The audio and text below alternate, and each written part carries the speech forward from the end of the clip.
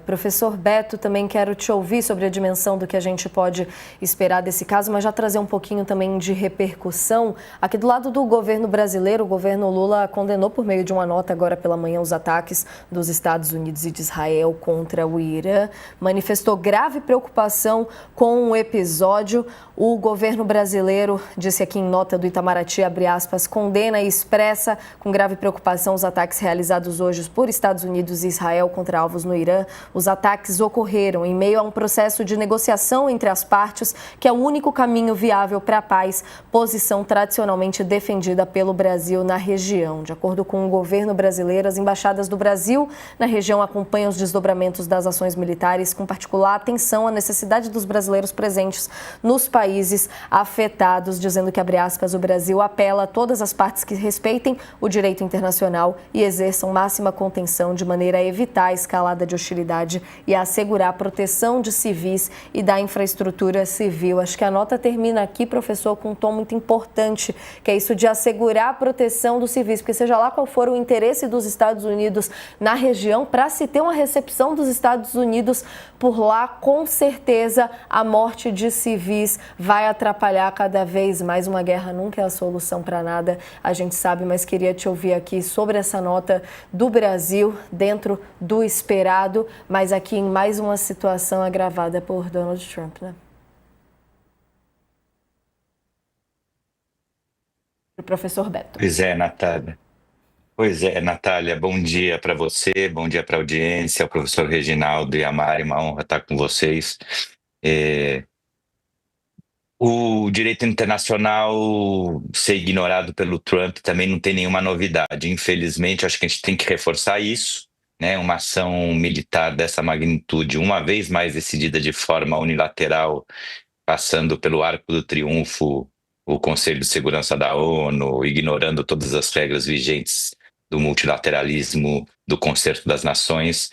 É o padrão Trump, é o padrão autocrata do século XXI, do qual o Netanyahu é um candidato também a se manter ainda com um pouquinho mais de sutileza no jogo político, né, tentando manter um mínimo de aparência democrática, mas corroendo as instituições para se manter no poder. Então, esse é o manual dessas figuras do século XXI.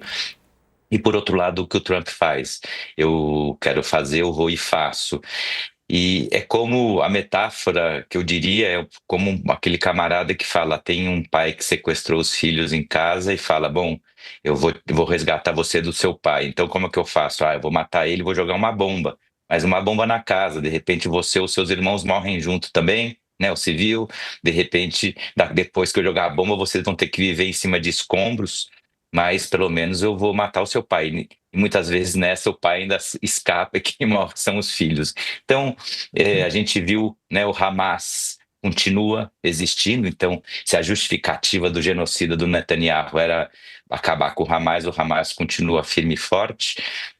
Então, sempre uma narrativa para cobrir, na verdade, e eu queria destacar, porque eu acho que a Mari fez uma análise perfeita, todas as filigranas, o professor agora também já colocou do ponto de vista da situação na região as dimensões importantes. Eu queria me deter às inquietações do Reginaldo no final da fala dele sobre quais são os interesses do Trump e Netanyahu, para tentar agregar algo ao debate. Acho que o Trump utiliza isso não só, como o professor falou, de forma extemporânea, porque Trump é Trump, ele acordou e decidiu brincar de guerra, como ele fez com a Venezuela, né? Vamos ver onde a gente explode, como se fosse um jogo de tabuleiro.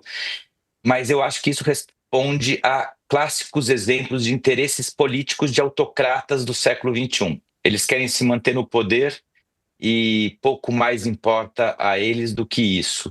O Netanyahu é evidente, porque esse tipo de ação ele consegue ter apoio doméstico da população, pintando o Irã como inimigo feio, sujo e malvado, por um lado. Então, ele traz esse apoio, ele consegue um certo respiro e apoio dos setores extremistas do governo dele, que sempre estão numa relação complicada, porque a gente tem que lembrar que o Netanyahu governa com o que tem de mais sombrio no Estado de Israel.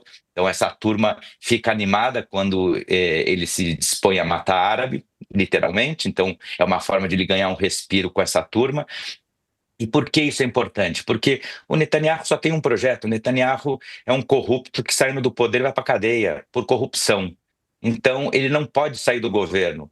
Então, como ele fazia em Gaza, que como dizia o Javier Bardem, o ator, é um genocídio em 4K, diria que é um genocídio em 4K e complementaria em slow motion, porque ele precisava fazer devagar, porque quanto mais durasse a guerra, mais ele se perpetua no poder, porque uma hora que passasse o período de guerra e Israel fosse às eleições, o Netanyahu fora do poder, ele vai ser julgado pelos crimes de corrupção, além, né, dos crimes que ele precisa tapar, as falhas tremendas de segurança, quer dizer, como aconteceram os ataques terroristas em Israel? O que aconteceu que as forças israelenses baixaram a guarda e deixaram acontecer o que aconteceu?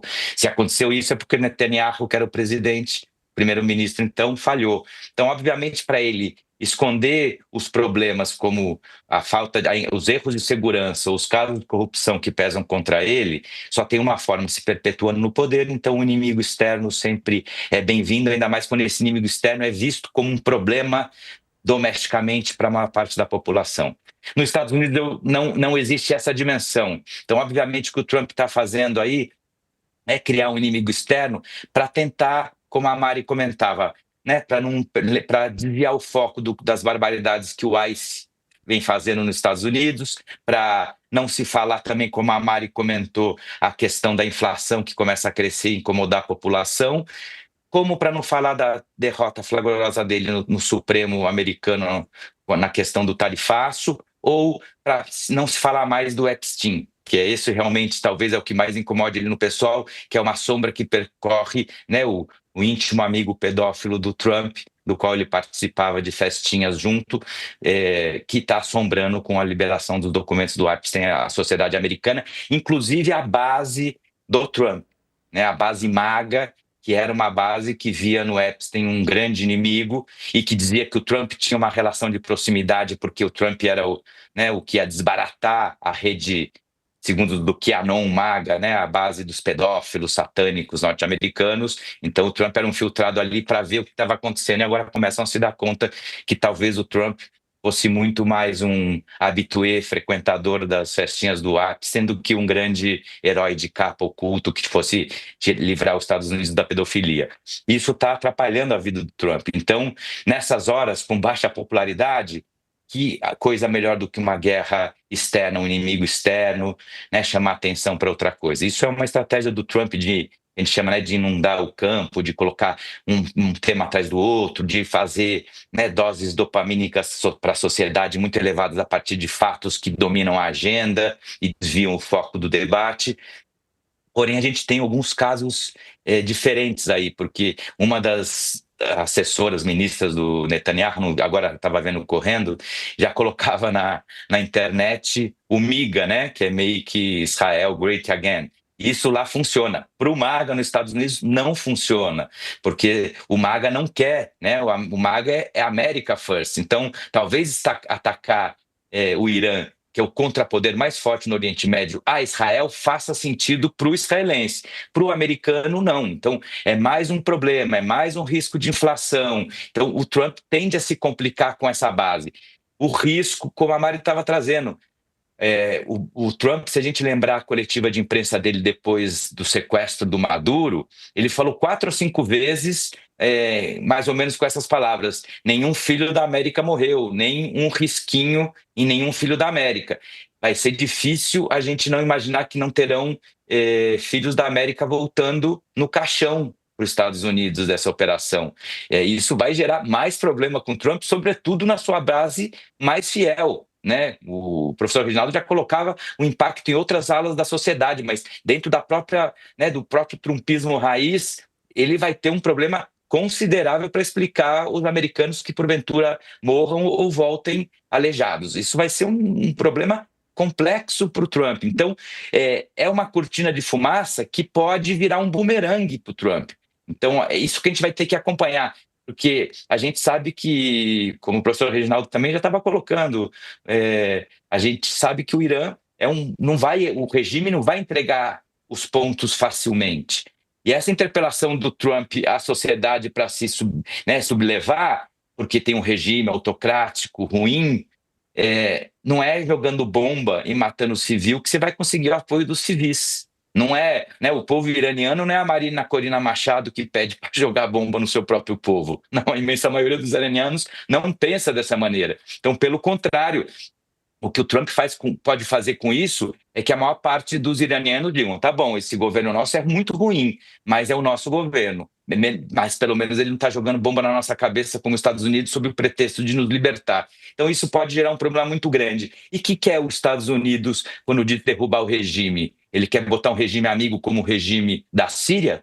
Como o carniceiro que ele recebeu na Casa Branca? Ou deixar como Iraque ou Afeganistão? Então, assim, tem muita repercussão, muito problema do ponto de vista doméstico, que eu acho que pode complicar ainda mais a vida do Trump. Termino com isso, como a Mari disse, de olho às eleições de meio de mandato nos Estados Unidos, que serão 5 dias depois do segundo turno da eleição presidencial no Brasil, no comecinho de novembro.